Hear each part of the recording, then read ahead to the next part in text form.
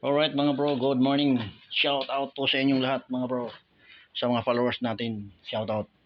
Sa mga viewers natin, shout out din mga bro. Alright mga bro. So, ito po yung isa sa mga natin mga bro. Ang mga tools natin. Yan, meron din po tayong dito mga bro. Ito yung tools ito yung accessories ng natin mga bro. Planer. Ito, yan yun.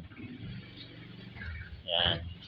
Tapos ito naman yung sa natin mga bro, router. Ito yung magbibigay kagandahan sa ating mga kantuhan ng pinto, sa hamba or design sa mga pinto mga bro. Alright mga bro.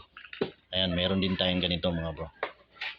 So papakita ko lang sa inyo para once na magkaroon tayo ng client na magtitiwala sa atin mga bro, hindi naman po tayo mapapahiya. Alright mga bro. So ayan, ito yung router machine nya. Ayan, kung makikita nyo mga bro, ayan, ayan ang itsura nya. So nagamit ko na to isang beses pa lang mga bro.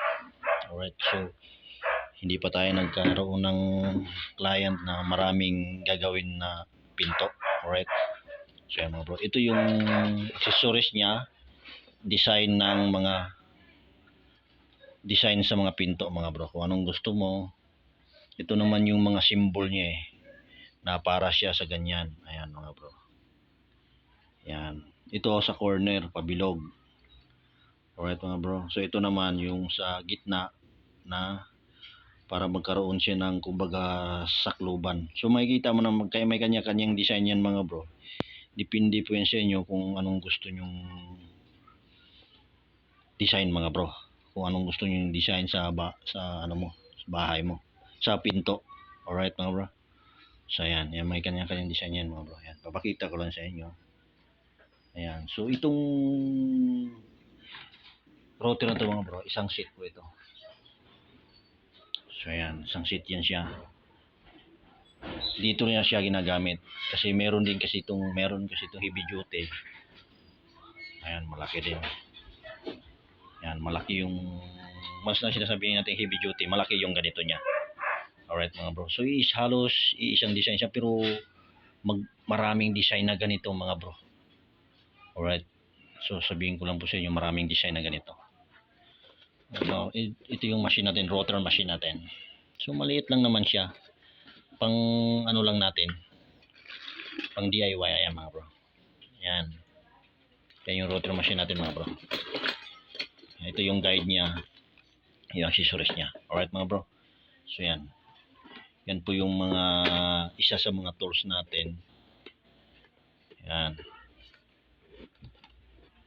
Pinakita ko lang sa inyo para hindi naman tayo, marami kasi tayong basher na sabihin na wala tayong tools na ganito. So sa awa ng Diyos naman nakautay-utay naman. Alright mga bro. So yan. Yan po yung isa sa mga tools natin. Yan, so dito natin siya ilalagay. Yan, dito natin siya ilalagay.